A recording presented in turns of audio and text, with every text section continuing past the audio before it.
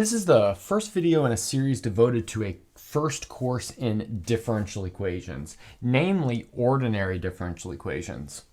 So here we're going to talk a little bit about what a differential equation is, what separates it from an algebraic equation, as well as talk about different types of differential equations, which ones we'll focus on in this course, which ones you might focus on in the next course, and look at some first basic examples and solve those basic examples. Okay, so an algebraic equation involves dependent and independent variables, but no derivatives of the dependent variables with respect to the independent variables. So for example, we've got this linear equation, y equals 3x plus 7. That's an example of an algebraic equation. We'll also consider something like this, natural log of xy plus z equals sine x squared, as an algebraic equation as well. Notice here I haven't indicated which are the independent and the dependent variables. You can really just think about that kind of any way you want to. And that's because depending on the setting, you might want to consider one or the other as a dependent or independent variable. Okay, so now let's talk about differential equations. So these are equations that involve dependent and independent variables and what I'll call appropriate derivatives. And when I say appropriate derivatives, I mean derivatives of the dependent variables with respect to the independent variables. So here's a first example. We have y prime plus y equals 3x times sine of x. So the undercurrent here is that y is a function that depends on x. So y is the dependent variable, x is the independent variable. That means when we say y prime, we mean the derivative of y with respect to x. This stuff is usually pretty clear from context. So here's another example. We have the partial of z with respect to x times the partial of z with respect to y equals e to the xy z. So again, from context, we see that z is the dependent variable and x and y are two independent variables. We took the derivative of the dependent variable with respect to each and then put all that together into this differential equation involving partial derivatives. Okay, so this course will be mostly or almost all considering ordinary differential equations, and that means there'll only be one root variable, and thus we won't talk about partial derivatives like we did in this example over here. So the first 2/3 of this course will consider one independent and one dependent variable. And so generally that independent variable will be x, although sometimes it will be t. And that dependent variable will be y, although sometimes it will be x. But in these examples right here, we have x as the independent variable and y as the dependent variable. So here we have y double prime plus 3y prime minus 2y is e to the x times sine x. So that would be an example of one of these ordinary differential equations where we have a single independent and dependent variable and it involves these two types of derivatives. Here's another example. We've got y prime squared times y double prime plus the square root of y equals 5 times the natural log of xy. Again, x is the independent and y is the dependent variable. In fact, this differential equation is probably impossible to solve just given its structure. So approximately for the last 1/3 of the class, we'll have more than one independent variable and one dependent variable. So generally, those dependent variables will be like x, y, z, or maybe x1, x2, x3, and that independent variable will be t. So here would be a couple of examples. X prime is equal to 2x plus y plus 3 e to the t. Y prime is 5x minus 2y plus cosine t. Again, we're considering x and y as functions of t. Here's another example. We've got x prime equals x times 1 minus y, and y prime is negative x plus 3. Again, x and y are functions of t. Okay, so let's maybe talk about what maybe next course would look like before we start looking at examples. So a standard follow-up to this sort of course would be a course in partial differential equations. And that would be the case where you have more than one independent variable. And I've never taken or taught a course on partial differential equations, but I think it's mostly considering one dependent and several independent variables. So you would be looking at problems like this first example.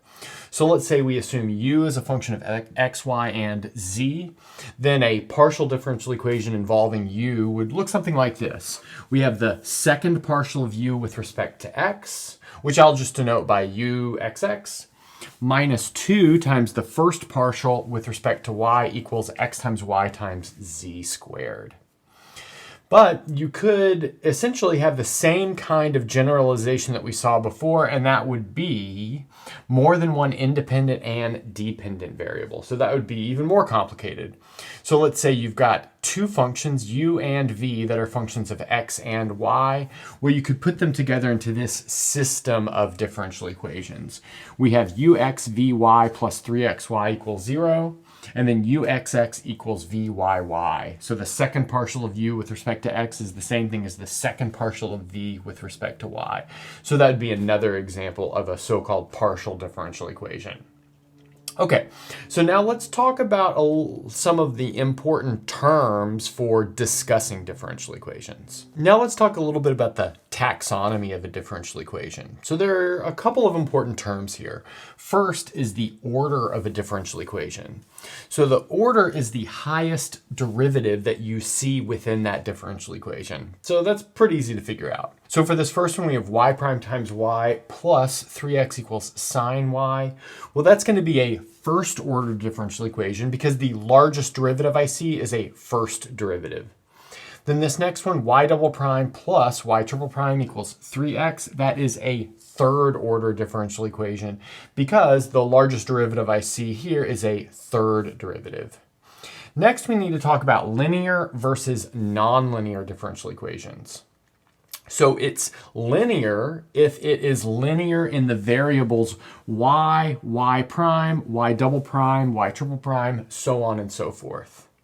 So something like this, sine y plus y prime equals 3 is a nonlinear differential equation. So let's color code that by underlining all the nonlinear differential equations in red.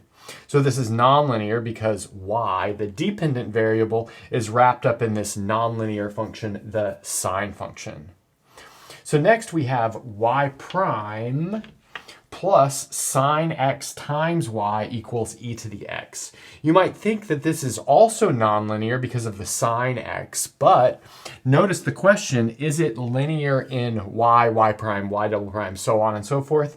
And this is indeed linear in those variables. So maybe let's underline the ones that are linear in purple. So this would be an example of a linear differential equation. Let's look at this next one. We have y double prime squared plus y prime equals natural log of x. So that's pretty clearly nonlinear because we're squaring this y double prime. Then next we have y times y prime plus 3x equals 7. That is also an example of a nonlinear differential equation. That's because this y times y prime is really quadratic in these variables because it's one of the variables times the other. Now let's maybe go up here and test these. This y double prime plus y triple prime equals 3x. That's an example of a linear differential equation. This, in fact, is a linear differential equation with constant coefficients, whereas this is a linear differential equation with variable coefficients because we have a sine x as a coefficient of y here. Then this one up here is a nonlinear differential equation for two reasons. We have y prime times y, that's a nonlinear object, and we have sine y, which is also a nonlinear object. So just as a quick aside, we would say that this is a third order linear differential equation with constant coefficients. Okay, so now let's start solving some fairly simple differential equations. Now we're ready to look at the simplest class of differential equations. These are all going to be first order linear differential equations, and they're of the form y prime equals f of x. So here we're assuming that y is a function of x. So I'll denote that just by putting y of x there. Or if we wanted to use Leibniz notation we would have dy by dx equals f of x. So this is the type of differential equation that you can solve with what you know from an integral calculus class.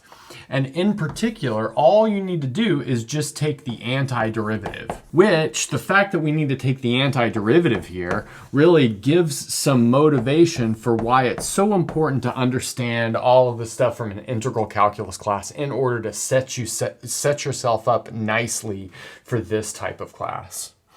So how would we write down a general solution for this type of differential equation? Well, I'll present what I'll call the careful way of doing it, as well as maybe the quick way of doing it. So the careful way of writing down the solution to this, so the solution is the antiderivative of f, would be something like this. Y equals, so I'll write this as the integral from x naught to x of f of t dt, where x naught is chosen so that our function f of x is continuous at x naught. And this sort of solution works on any interval that contains x naught, as long as we're choosing this value of x, so it's within that interval. You might say, well, I know when I take antiderivatives, then I need some sort of constant, but the constant is actually built in by the fact that this x naught is chosen fairly arbitrarily at the moment. Okay, so like I said, that's a careful way of writing this down, but then a quick way of writing it down, which is actually mostly what we'll need, like I said, most of the time, would be something like this. Y equals the antiderivative of f of x dx plus a constant. Now, there might be some instances where you're doing some sort of intricate problem where you need to use this careful symbolic antiderivative, but most of the time you can just use this quick method to write down a solution. Okay, so now let's maybe do our first quick example, and let's say that we have our differential equation is y prime equals 3x squared plus cosine x. So that means in order to find y, all we need to do is take the antiderivative of this function. But from integral calculus, hopefully we can take the antiderivative of this function pretty easily. The antiderivative of 3x squared will be x cubed using the power rule. Then the antiderivative of cosine is sine. And then we need to add a constant, which I'll call c. So that would be the solution to our first differential equation. Okay, so let's do some more examples. So let's look at a couple more examples. Let's say we've got the following simple differential equations. We have y prime is x squared times e to the x. So that means our solution, y, will be the antiderivative of x squared times e to the x dx plus a constant. Then the question is, how do we take the antiderivative of this? And the answer is, well, we use integration by parts. We know that because we've got a polynomial times a transcendental function. But there's a nice quick method of doing integration by parts. So it's popularized by Black Pen, Red Pen, and he calls it the DI method. So essentially what you do is you make a chart. You label one of the chart D for derivative, the other a column of the chart I for integral. And then you put your polynomial at the top of the left-hand side of the chart and your transcendental function, e to the x, in this case, the right side of the chart. Then you take derivatives down the left until you hit 0. So 2x, 2, 0, and antiderivatives down the right. Well, all of those are just e to the x, which is nice. And then you match these on the diagonal. And when I say you match them, you're going to end up multiplying them. So x squared and e to the x, 2x and e to the x, and 2 and e to the x. And then the last step is to alternate the signs.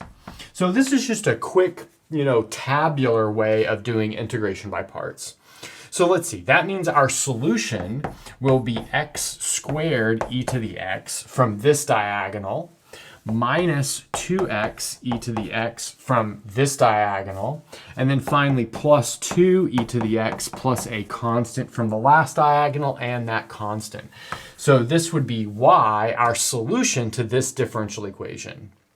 Okay, so now let's move on to this next one. Y prime equals x cubed over the square root of 1 minus x squared. So that means that y will be the antiderivative of this, x cubed over the square root of 1 minus x squared dx. There's a couple of ways to do this, but just for the sake of reviewing this type of material, let's use a trigonometric substitution. So let's do that substitution in this box. And I guess I forgot my plus c here, but I'll put it in on the next step. So since we've got a square root of 1 minus x squared, that motivates us to do x equals sine theta. That means the square root of 1 minus x squared equals cosine theta by the Pythagorean trig identity. And then finally, dx is equal to cos theta d theta, again, just by taking the derivative of sine. Okay, so that's going to change this thing into the antiderivative of sine cubed theta times cosine theta d theta over cosine theta. So we get a cosine theta in the numerator and the denominator for two different reasons. And then from here, we can cancel these two things and then use the standard trick for integrating odd powers of sine. And that is, we'll take this odd power of sine and split it up. We'll write it as sine squared theta times sine of theta. And then that sine squared can be written as 1 minus cosine squared of theta. So let's see what that gives us. So now we have the integral of 1 minus cos squared theta times sine theta d theta. And that motivates a final u substitution. Maybe let's fit that in right here because we don't need this space for the other problem. We would let u equal cos theta. That makes du equal negative sine theta. So that changes this into u squared minus 1 du. So this minus sign in front of the sin changed the order of subtraction. And then the sign got gobbled up by the du term. Now we can easily take the antiderivative. That gives us 1/3 u cubed, but u is equal to cosine, so that's 1/3 cosine cubed theta. And then minus u, but that's cosine theta, so minus cosine theta plus a constant. But let's recall that cosine theta, by this substitution up here, is the square root of 1 minus x squared. So that means our final solution is 1/3, and then we have 1 minus x squared to the 3/2. So that's from inputting the square root of 1 minus x squared in for cosine, and then minus the square root of 1 minus x squared, and then plus a constant. So that would be our final solution here. Okay, let's do one more example before we look at something a little bit different. Okay, so for our last example, before we move on to something a little bit different, let's look at the nth derivative of y equals e to the 3x. So this is a linear differential equation that has order n. So I think that's pretty interesting. Here n is arbitrary. And now what we'll do for this one is just take one antiderivative at a time. So let's have this green arrow indicate taking an antiderivative. So the antiderivative of the nth derivative, actually before we get started, let's maybe recall some notation. So by the nth derivative of y, which I have y upper n in parentheses, that's dny dxn. So that's just the translation from Newton's notation to Leibniz notation. Okay, so anyway, taking the antiderivative will give us the n minus first derivative. Then taking the antiderivative of this will give us 1/3 e to the 3x plus some constant. Since we've taken a single antiderivative, I'll maybe call that constant c sub 1. Okay, great. Now let's take another antiderivative. So that'll give us the n minus second antiderivative. Then if we take the antiderivative of this exponential, another 3 comes out to the denominator, leaving us with 1/3 squared e to the 3x plus the antiderivative of c1 will be c1 times x, and then we'll have c2. Okay, great. So now let's notice that a pattern is appearing. So here we have n minus 1, and we have a 0 degree polynomial. And here we have n minus 2. The minus 2 is important. And here we have a 1 degree polynomial, or a degree 1 polynomial. Let's maybe do one more of these antiderivatives just to get a real feel for what's going on. So the antiderivative of the n minus second derivative will be the n minus third derivative. That'll give us 1 over 3 cubed e to the 3x. You might say, well, why am I not writing that as 1 over 9 and 1 over 27? That's because we're doing something with an arbitrary n, and simplification like that is really the enemy of seeing patterns quickly. So it's actually going to be easier to see the patterns if we just leave those exponents as is. Okay, so now let's take the antiderivative of this linear polynomial. That'll give us c1 over 2x squared plus c2x plus c3.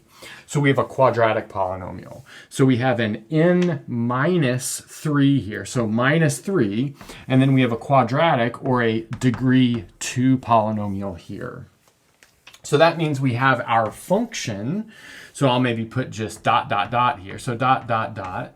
So our function, which will be the n minus nth derivative, is pretty clearly equal to 1 over 3 to the n e to the 3x. And then we'll have a degree, let's see, n minus 1 polynomial there. But before I write that down, I'd like to point out that since c1, c2, c3, so on and so forth are arbitrary constants, I might as well rename these things as I do each step so I don't have any denominators. Like if c1 is an arbitrary constant, why do I need to work with c1 over 2? Why can't I just rename that at each step to be a new version of c1, if you will? So that means that we should expect to have, like I said, a degree n minus 1 polynomial left over, which we could write as a n minus 1, x to the n minus 1 plus all the way down a 1x plus a naught. Here, like I said, we've got n minus n, and we've got a degree n minus 1 polynomial. So I think this is the nice way of writing down the most general solution to this order n differential equation. Okay, now let's look at some other stuff. Hey everyone, I hope you're enjoying the video. I'd like to take a moment to ask you to subscribe. Subscribing is really the best way to support me in my mission to continue providing excellent math videos for everyone. Thanks, and now back to the video. So here's a quick new definition.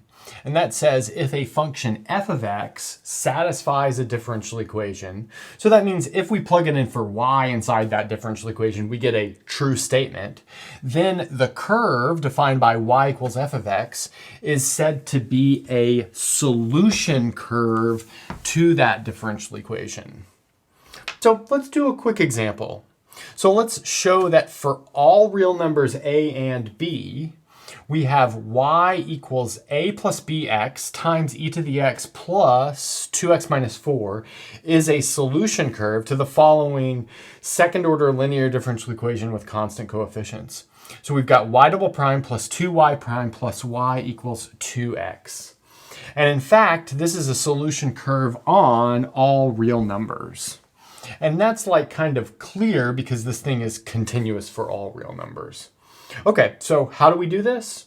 Well, essentially what we do is just calculate y prime, y double prime, stick it into this differential equation, and hope everything cancels. So let's first calculate y prime. So let's see, we'll probably need to use the product rule here. So notice we'll get minus a plus bx times e to the minus x. That's from taking the derivative of e to the minus x. And then plus b e to the minus x. So that's from taking the derivative of a plus bx. And then plus 2. Okay, so there's our first derivative. Now let's take our second derivative. So our second derivative will be a plus bx times e to the minus x. That's from taking the derivative of e to the minus x. The minus comes down and cancels this one. And then we'll have minus b times e to the minus x. The minus sign comes from the fact that we've got a minus right there. That's from taking the derivative of a plus bx. And then the derivative of 2 is 0. Okay, great. So now let's notice that y double prime plus 2y prime plus y, after substituting things in, looks like this. So we have a plus bx times e to the minus x minus b e to the minus x. That's our y double prime term. And then for our y prime term, we need to multiply by 2. So that'll be plus 2 times minus a plus bx times e to the minus x, and then plus b times e to the minus x plus 2. Okay, finally, we need to add in y. So y is this thing right here. So we've got a plus bx times e to the minus x, and then plus 2x minus 4. Okay, so let's make sure everything cancels. Well, we've got 2 copies of this a plus bx e to the minus x, and then another negative 2 copies over here. So these two things cancel with this thing, considering that we've got this 2 here. And then next, well, notice that I made a little bit of a typo. This should have been minus 2 times b e to the minus x from taking the derivative of the e to the minus x term as well. So that puts a 2 here. And then we see that this guy right here will cancel with this guy right here. Finally, this negative 4 cancels this 2 times 2, leaving us with just 2x. So notice the only thing that's left over is this 2x right here, but that's exactly what we wanted on the right-hand side of this differential equation. So that proves that this is a solution curve to this differential equation. Okay, so let's look at one more family of examples. So if you've noticed, all of the differential equations we solved before ended up with some sort of arbitrary constant, which we achieved via some integration technique. And in fact, if we've got just a differential equation, then we'll always have some sort of arbitrary constant.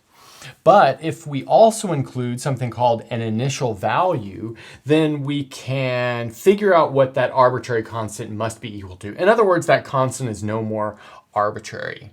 And that's exactly what we'll do here. And these are called initial value problems. So we'll just do this by example because this is a pretty easy extension of what we've already done. So let's consider the following fairly simple differential equation. Y prime equals x squared minus e to the 2x. And then what makes this an initial value problem is the fact that we also know that y of 0 equals 1. Now this kind of thing may seem like it comes out of nowhere, but often when you're doing applied mathematics or mathematical modeling in science, you can create initial value problems. So you would create the differential equation by sort of thinking about the dynamics of the system and writing down how the variables are playing off of each other. And then how would you find the initial value? Well, you would just go out and collect data. So that maybe that would be like counting the number of owls in a forest or something like that. Okay, so anyway, let's get to this. So we can solve this first generally by taking the antiderivative. So taking the derivative here, we'll have y equals 1/3 x cubed minus 1/2 e to the 2x plus our constant. And now let's plug in our initial value. So we know 1 is the same thing as this function evaluated at 0. But evaluating this function at 0 will give us minus 1/2 plus a constant. So what does that tell us? That tells us this constant is 1 plus 1/2 or 3/2. So that means we've got like a final solution here, and our final solution will be y equals 1/3 x cubed minus 1/2 e to the 2x, and then plus 3/2. And since we had this initial value, no longer is this some infinite family of solutions depending on some sort of constant like it was at this stage. Now let's look at a second order example. And let's also notice for this second order example, I've given 2 initial conditions, one for the function and one for the derivative. And this is fairly typical. In fact, the order of the differential equation will dictate how many initial conditions you need. And you'll need as many initial conditions as the order if you want there to be no arbitrary constants in the end. Okay, So let's take antiderivatives one step at a time to get down to y. So let's see. If we take the antiderivative first, we'll get y prime equals 4 times x plus a constant, I'll call it c1. Then let's take another antiderivative. So another antiderivative would give us y equals 2x squared plus c1 times x plus c2. And now we can start evaluating this at our initial conditions and finding what these numbers are. So let's take this y prime equals 7, plug that in here and see what equation that gives us. So that's going to immediately give us c1 equals 7. So we can immediately rewrite this as y equals 2x squared plus 7x plus our constant c2. And then we'll take this y of 0 equal 5 and plug it in here and see that that zeroes out these two terms and gives us c2 equals 5. So in the end, we have y equals 2x squared plus 7x plus 5. And that would be the final solution to this differential equation. Okay, so now I'll leave you guys with some warm-up exercises. So I've got some nice warm-up problems if you guys want to practice what we've gone over today. The first is to find the order of each differential equation and determine if it is linear or nonlinear. So this first one is y triple prime plus 5y prime plus 3e to the x times y equals sine of x. And the second is y prime times y double prime equals 7x. The next one is to show that each of the following is a solution curve to the differential equation that it's given next to. So we have y equals 17 e to the 5x, and the differential equation is y prime equals 5 e to the x. And then next we have y equals e to the minus x squared times 3 plus 1/2, and the differential equation is y prime plus 2x times y equals x. Then finally, find all solutions to the following differential equations. The first is y double prime equals 3x plus e to the minus 2x. And the second one is y prime equals x times natural log of x. And I've given this one an initial condition just for extra practice, and that is y evaluated at 1 is 0. And if you're following along with these as they're posted, there should be an example video coming out in the next day or two as a companion to this. And that's a good place to stop.